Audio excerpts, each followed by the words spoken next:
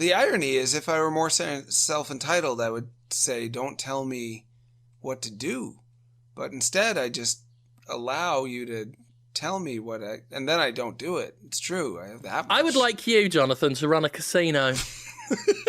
No. Yeah. No, definitely yes. Yeah, for sure. Is gambling legal in Boston? They just opened a giant casino called the Wynn, because you can win there, but it's spelled like WYNN, I think. So it's like... That sounds like I could win there. That's what they're hoping you think. It's subliminal, though. They didn't just spell the word Wynn. Also, it's the guy's last name. Yeah, I know. Steve Wynn, who did some crimes, and they... Continues to do some, I'm sure. Yeah. But it's the largest collection of art in all of Massachusetts, the state. Even more so than the museums. Slot machines are pretty, but they're not art.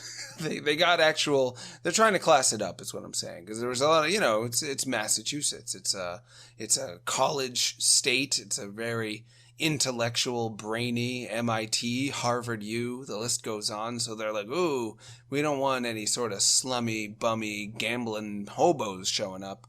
We got to make sure there's some classy artworks going on the whole time to make people think, still got that Boston class. Well, of course. Yeah. But the thing is you can have a classy casino, but that's not fun.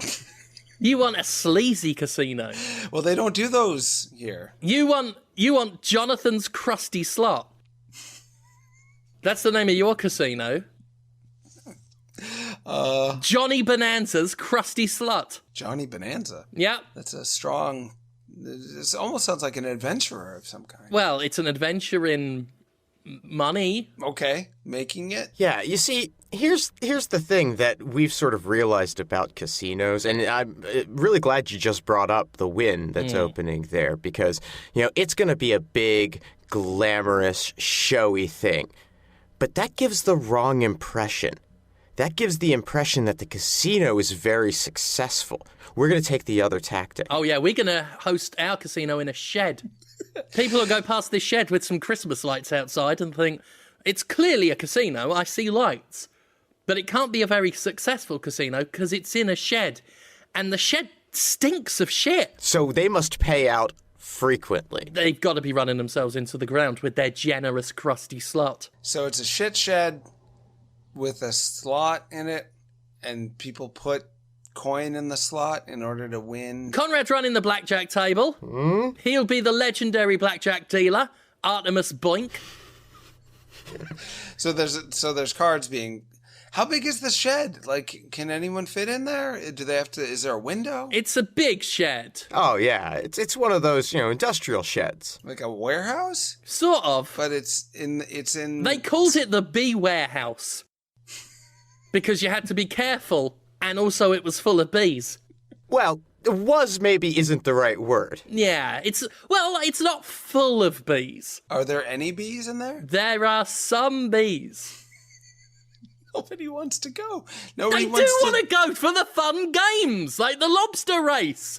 We've made a paddock by sectioning off a bit of the ground with some string. We've got a bucket of live lobsters, Boston lobsters, homegrown, artificially inseminated, and we pour them onto the floor, and then people bet money.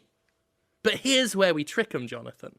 Here's where we get them. The lobsters? There's no finish line. It's just a vague square of string on the floor. By the time they've put their money down and start excitingly cheering for the lobsters, they won't have cottoned on that there's no finish line. There's no way these lobsters can win. They'll be cheering all night, the suckers. Cheering for... A pile of lobsters on the floor, just going, yes, yes, get 'em, old cutter. Old Cutter's the favourite. You don't think they will say, these lobsters are being abused, may pinch me on my feet, and it's not going anywhere, so I don't want to watch this. You don't think they're going to say, I'm going to instead go to the fancy new art-filled Wynn casino / like resort location? No. They will say, it looks like this race is going to go on for a while. I better go check out that cool-looking machine over there. That man-shaped machine with a bald head who looks a bit like that person who was on Road Rules in 1998, but I can't be too sure because he's not wearing a baseball cap backwards. And that's you, Jonathan, as the one-armed bandit. What? You're going to be stood in the middle of the barn, right, with your right arm outstretched. Be careful how you do that. You don't want it to look wrong. What? How am I... So, is it just me? Yeah. Yeah, I mean, it's all about the angle. You really don't want to go as far as 45 degrees. Try to keep it around 30. With my arm, you're talking about. Yeah. Yeah, with your right arm. You're gonna have your arm stuck out. You're gonna have your arm stuck out, and just so that people know that you're a fun gambling machine, we'll have tied some bicycle lights to a string, and that's draped around your neck, so that you're all glamorous. I've painted 777 on your belly. You're naked. And then people can come up and pull your arm. Why am I naked? Where's the Have you ever seen a slot machine wearing clothes? I mean, come now. There's some characters in the video game Earthbound. They're wearing sombreros, if I remember correctly, and they form a slot machine, and they are not. There's no genitals that are shown. Yeah, so yeah. They're not. I don't want to be naked for this or for anything for that. Okay, wait. For that, none of that. No naked. Now, Jonathan? Yeah. Is it that you're worried that someone is going to see the Sheena Easton tattoo on your right butt cheek? That's going to be it. I don't have it. I like Sheena Easton, but I... Look, it's a very simple situation. You're Boston's first living slot machine, the one-armed bandit. People go up to you, they get down on their hands and knees in front of you, they take out $5, you're wearing one sock. It's a stereophonic sock. And they're going to fold up the $5 bill and just pop it in the lid of your sock. Just pop it in the rim of your sock like that. Then they get back up.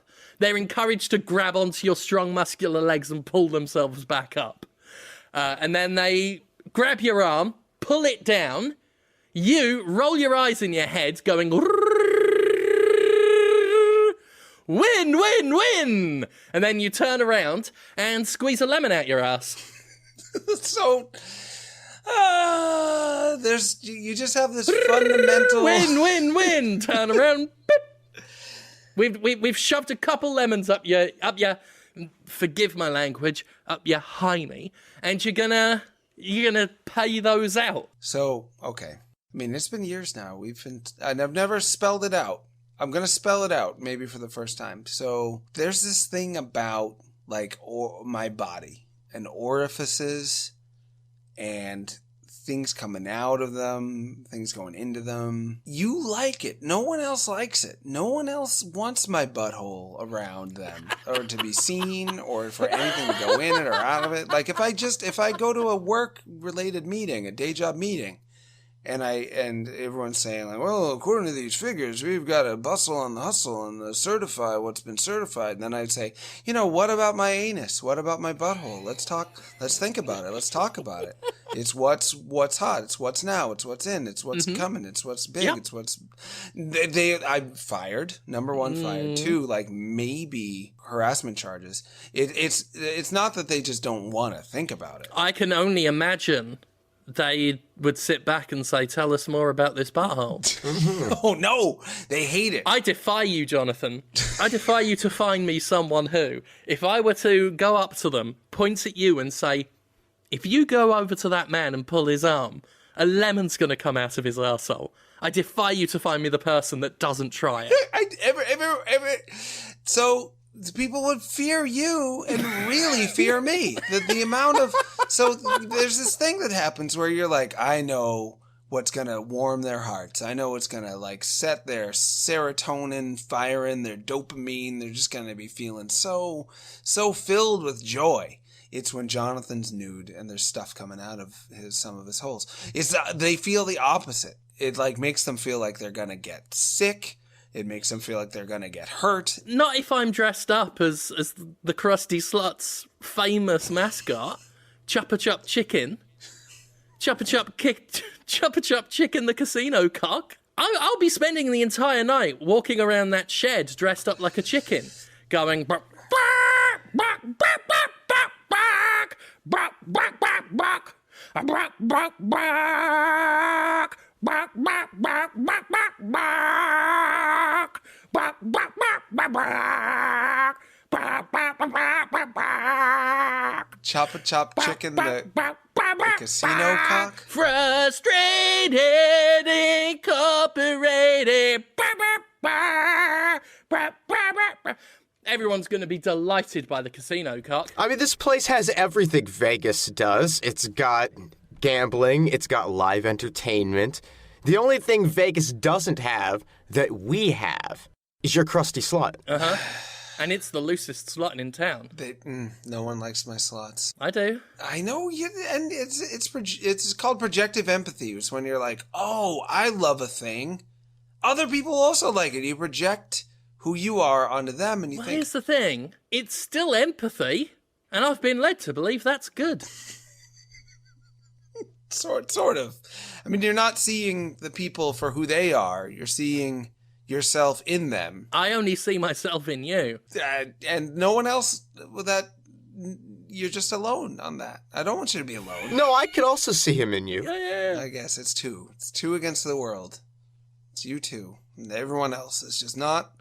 This is why I'm not famous. They don't want that. And I can't believe how mainstream. I just want to give us some props real quick. There's a video game blog called Kotaku, and they recently posted an essay, an article about someone creating a semen milking cafe in their Sims 4 game. And first of all, I was like sort of grossed out, but then it hit me like this is a brand of essay. It's what people want. It's apparently it's mainstream now, you know. I mean, you're on the tip. We've been having conversations in that ballpark. Oh yes, we have for going on 8 years, I think, and all of a sudden Kotaku, the had a lot of conversations around your ballpark. Kotaku is the sparkling child of mainstream journalism. It's like almost normal, it's the baby of Siskel and Ebert, sort of, except it's video games. It's like normal town. And now they're milking men and selling the man milk. Yeah, and for a comedy goof. And it was a fine article, don't get me wrong. I think a woman named Kate Gray wrote it. But I feel like she should be paying you some sort of royalty, Jim, because this is... I mean, I think most people should be paying me royalties. I think the first time you talked about milking me in some way or another was like 2010 or 11. I mean, it's been years of you figuring out how to squeeze something out of some hole of mine. A running theme throughout this decade for me is trying to market your milk. I've got less than a year to make it happen within this decade, but I do think before 2020 hits, I will have sold at least a pint of you.